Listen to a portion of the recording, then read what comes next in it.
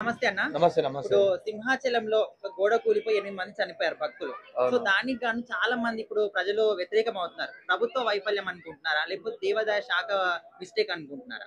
అంటే ఈ temple ఎండోన్మెంట్‌లో ఏముంటదంటే endowment department ఒక టెంపుల్ నిర్మాణం చేయడం గాని, ఏమన్నా కొత్తగా రివిజన్ చేయడం గాని గిట్ట అది ముఖ్యంగా ఫస్ట్ ఆఫ్ ఆల్ ఆ ఎండోన్మెంట్ డిపార్ట్‌మెంట్ సంబంధించినటువంటి కాంట్రాక్టర్ అయితే ఎవరున్నారో ఆ సివిల్ చేసేటటువంటి కాంట్రాక్టర్ పైన ఫస్ట్ చర్య తీసుకోవాలా. అదే విధంగా చర్యలు తీసుకున్న తర్వాత దాని పైనటువంటి పర్యవేక్షణను చేస్తున్నటువంటి అధికారులపైన తీసుకోవాలి.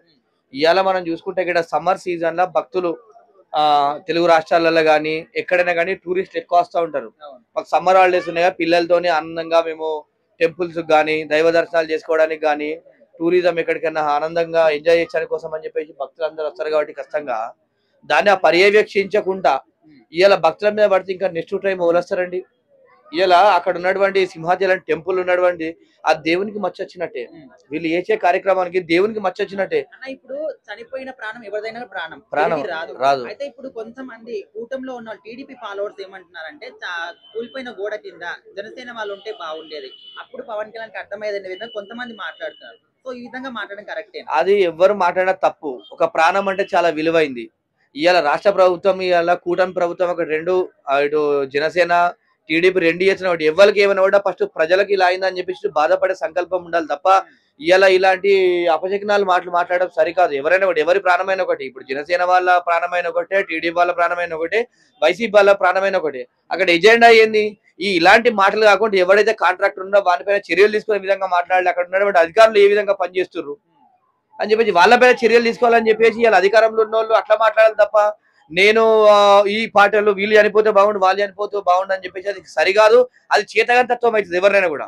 అన్న ఇప్పుడు కూటమి ప్రభుత్వం వచ్చి దాదాపు ఒక 10 నెలల సమయం అవుతుంది. అయితే ఇప్పటి వరకు రీసెంట్ గా తిరుపతిలో గోశాలలో ప్రమాదం కావచ్చు, గోవులు చనిపోయాయి. సో ఇప్పుడు ఇక్కడ ఈ విధంగా మరి ఇప్పుడు ఈ ప్రభుత్వం వచ్చిన తర్వాత ఎందుకు జరుగుతున్నాయి ఇవన్నీ కూడా? ఈ ప్రభుత్వం అని కాదు కానీ ముందుగా ఏంటంటే అధికారుల నిర్లక్ష్యం అండి. మాకెందుకు చూస్తే చెయ్యని కాంట్రాక్ట్ తీసుకున్నాడు కదా. అయితే ఇక్కడ ఏమైతుందంటే ఈ తెలుగు రాష్ట్రాల్లో ముఖ్యంగా first of all commission basis నడుస్తుందండి. ఏ పని చూసుకోండి మీరు ఇలా బడి నుంచి గుడి వరకు ఏ పని తీసుకున్నవాడు ఏ పని కూడా ప్రత్యేక ఇప్పుడు కమిషన్ బేసిస్ నడుస్తుంది. కమిషన్ ఇవ్వకుండా నాకేం పని నాకేం అవసరం అని చెప్పి చేస్తారు కాబట్టి ఖచ్చితంగా ఇలాంటి టెంపుల్స్ దగ్గర కానీ పార్కుల దగ్గర కానీ ఇలాంటి దగ్గర కానీ పని జరుగుతున్నప్పుడు ప్రజలకు ఇబ్బంది అయ్యే పనులు చేసే గిట్ట వారిపైన కఠినమైన చర్యలు తీసుకొని వాళ్ళని జైల్లో పెట్టి శిక్షించాలి.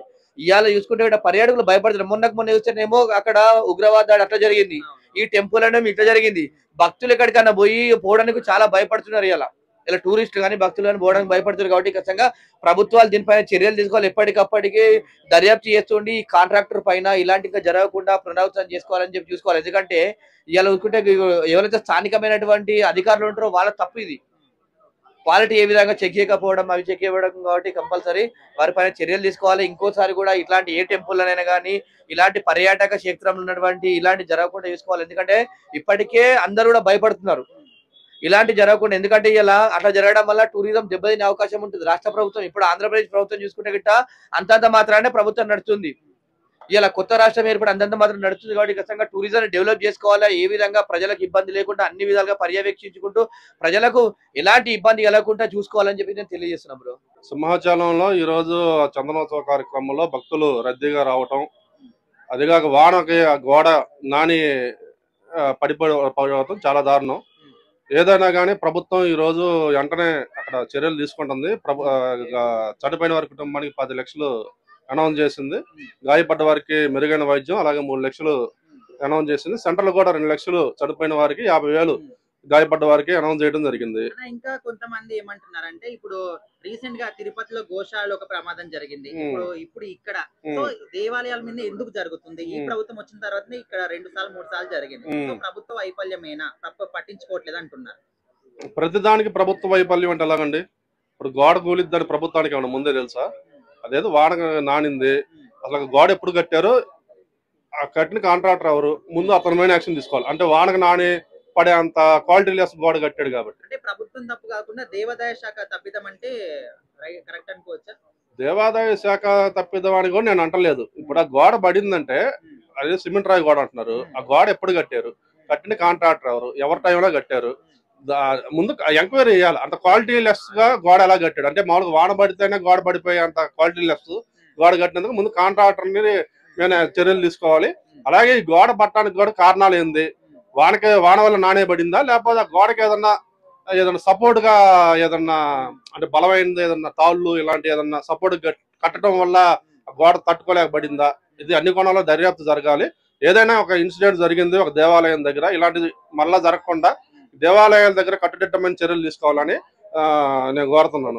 ఇదంతా కూడా ఇప్పుడు సపరేట్ పక్కన పెడితే ఇంకా కొంతమంది టీడీపీ ఫాలోవర్స్ కార్యకర్తలు ఏమంటున్నారంటే కూటమిలో ఉండి వాళ్ళ గురించే ఆ కూలిపోయిన గోడ కింద జనసేన వాళ్ళు ఉంటే బాగుండేమో, వాళ్ళు తెలిసేది అనే విధంగా అంటున్నారు పవన్ కళ్యాణ్ గురించి ఇండైరెక్ట్ గా. సో ఈ విధంగా మాట్లాడే వాళ్ళకి ఏం చెప్తారు? టీడీపీ ఫాలోవర్స్ అనే కాదు, ఈ మధ్య కొంతమంది టీడీపీ ఫోటోలు పెట్టుకొని ఫేక్ అకౌంట్లు క్రియేట్ చేసుకొని చంద్రబాబు నాయుడిని తిడుతున్నట్టు జనసేన వాళ్ళు ఫోటోలు పెట్టి వీళ్ళు నెడుతున్నట్టు, లేకపోతే పవన్ కళ్యాణ్ టీడీపీ వాళ్ళు నెడుతున్నట్టు వాళ్ళు ఫోటోలు పెట్టి, అంటే ఆ ఫోటోలు చూసి వీళ్ళు అనుకుంటారు ఓ టీడీపీ వాళ్ళు తిట్టారు మమ్మల్ని జనసేన తిట్టారు. కాకపోతే అవి చాలా మంది ఫేక్ ఐడీలు పెట్టి అనవసరంగా రెచ్చగొట్టేటట్టు ట్వీట్లు చేస్తా గొడవలు పెట్టాలని చూస్తున్నారు. ఇలా నిజానికైతే ఎవరు ఇలాగా ఎన్డీఏ కుటుంబం వాళ్ళు ఎవరు ఇలా తిట్టుకోరు, ఏదైనా సమస్య ఉంటే పరిష్కరించుకుంటారు. కానీ ఈ రకంగా ఫేక్ అకౌంట్లు క్రియేట్ చేసి టీడీపీ వాళ్ళని జనసేన వాళ్ళని ఒకరినొకరిని తిట్టుకునే చేసే కొంత బ్యాచ్ ఉంది. ముందు ఆ బ్యాచ్ ని అరెస్ట్ చేయాలని నేను కోరుతున్నాను.